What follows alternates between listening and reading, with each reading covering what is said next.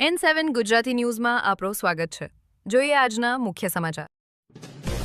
નહાર ગામમાં છેલ્લા 25 વર્ષથી નિસ્વાર્થ ભાવે ભક્તિ અને સેવાનો પરચો આપનાર આદરણીય પૂજારી શ્રી ગોવિંદગીરી બાપુ આજે 89 વર્ષની વયે દેવલોક પામ્યા છે। તેમના નિધનના સમાચાર વહેતા થતાં જ સમગ્ર નહાર ગામ સહિત આસપાસના પંથકમાં ઘેરા શોકની લાગણી પ્રસરી ગઈ છે। ભક્તિમય જીવનની સફર પૂજ્ય બાપુનો જન્મ 1 જાન્યુઆરી 1937ના રોજ થયો હતો। તેમણે જીવનના છેલ્લા 25 વર્ષો રૂપેશ્વર મહાદેવ તેમજ શનિદેવ મંદિરની સેવામાં અર્પણ કર્યા હતા।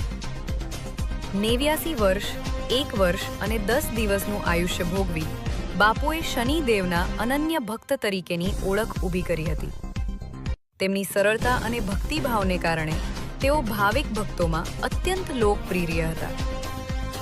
નહાર ગામમાં નીકળી ભવ્ય અંતિમ યાત્રા આજ રોજ સવારે 11:30 કલાકે બાપુએ અંતિમ શ્વાસ લીધા હતા।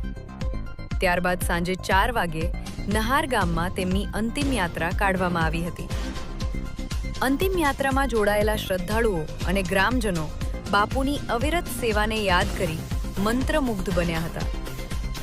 ગામના દરેક ખૂણેથી ભાવિક ભક્તોએ બાપુના પાર્થિવ દેહ પર પુષ્પો અર્પણ કરી अश्रुभीनी आंखें श्रद्धांजलि आपी थी। 3 तारीख 11:30 बजे हमारे गुरुजी श्री गोविंदानंद महाराज जी का स्वर्गवास हो गया और उनकी जन्म तारीख 1/1/37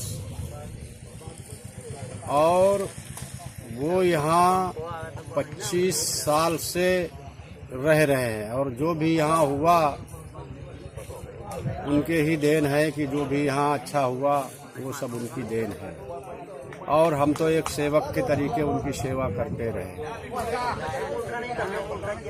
और हमारा दिल ये गवाही दे रहा है कि हमको बहुत बड़ा खेद है इनके जाने से। हमको बहुत बड़ी तकलीफ है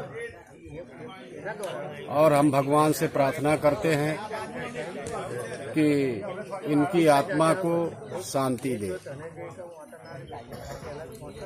મારું નામ વિજયસિંહ મેલસિંહ સિંધા।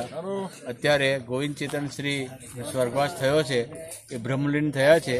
અહીંયા ઓછામાં ઓછા હમણાં 27 થી 28 વર્ષ અહીંયા પોતે રહ્યા છે। અહીંયા આવીને એમણે વિકાસ ઘણો કર્યો છે। એ ઓછામાં ઓછા 1937માં એમની જન્મ તારીખ હોવાથી 90 વર્ષની લમસમ એમનું આયુષ્ય છે। એ પ્રખંડ જ્યોતિષશાસ્ત્રને માનતા હતા, જ્યોતિષ વિદ્યા એમની પાસે હતી અને એ સિવાય પણ એ ધર્મની બાબતની બહુ ઊંડાણ જાણકારી હતી। પરંતુ અહીંયા રહેવાથી અને સ્વાસ્થ્ય બિલકુલ સારું હોવા છતાં પણ એ એકદમ પોતાનો સ્વર્ગવાસ કરી લીધો છે। અત્યારે પણ એવું લાગતા નથી કે આપણી વચ્ચે નથી, અત્યારે હયાત છે પ્રકારની છે। તો અત્યારે એમને સમાધિ અમે આપીએ છીએ અને 90 વર્ષ થયા છે એમના।